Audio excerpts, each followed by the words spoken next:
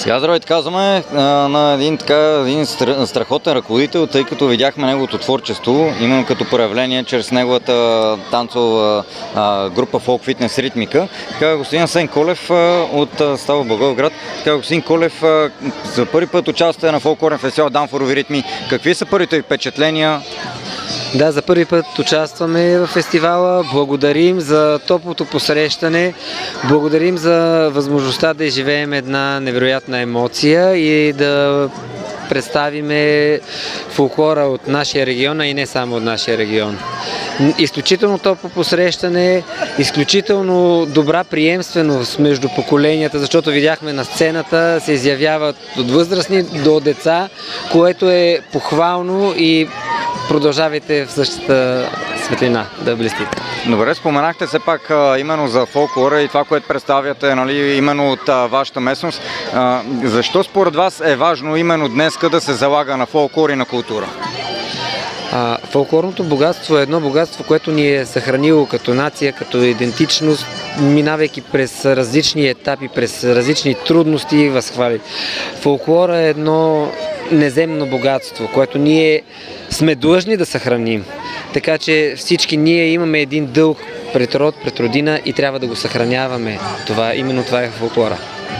Добре, именно казахте, че трябва и вие се борите да го съхранявате. Може да представите все пак вашата група, вашето творчество с малко повече думи, тъй като все пак да се запознаят и хората именно с вашия страхотен начин да го възпроизвеждате. Да, разбира се, за нас е удоволствие и чест. Ние сме Folk Fitness Ритмика, клуб за народни хора. Така преди 14 години стартирахме в Благоевград с идеята да използваме танца за един вид за спорт. Именно и за това и името е Folk Fitness.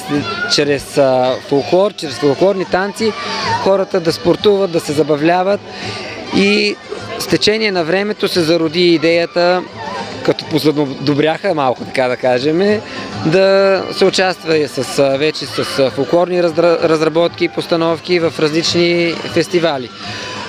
Зад гърба си имаме множество отличия на международни сцени, както и на отличия от фолклорни фестивали в страната. Добре, споменахте, че имате отличие и участие на международни сцени. Как съпоставяте тукашния фестивал, локалния шампионат фолклор Дамфорови ритми, спрямо именно тези международни сцени, с които сте излизали? Имало е международни сцени, които са били с значително големи мащаби, с които сме участвали. Имало и по-малки фестивали, но искам да уверя публиката, че специално фестивала Дамфорови ритми не отстъпва по нищо на фестивалите, които правят международните асоциации за фолклор. Така че похвала за вас, за вашата организация и за труда, който хвърляте. Добре, благодарим за думите. Какви са вече самите цели пред вашия състав? С какви амбиции влезахте именно в този конкурс? За мен по-важното е да достигнем до сърцата на хората и участниците да се забавляват. Това, че с конкурсен характер не бива да променя нищо. Нека хората да се забавляват, да доставят удоволствие на публиката и на самите себе си като участници. Добре, благодаря ви. Сега ще се обърна и към един от лидерите в танцовата група на Folk Fitness Ритмика. Така, каква беше емоцията и от сцената? Разбрахме каква е била тя до нея, но каква беше и в сцената?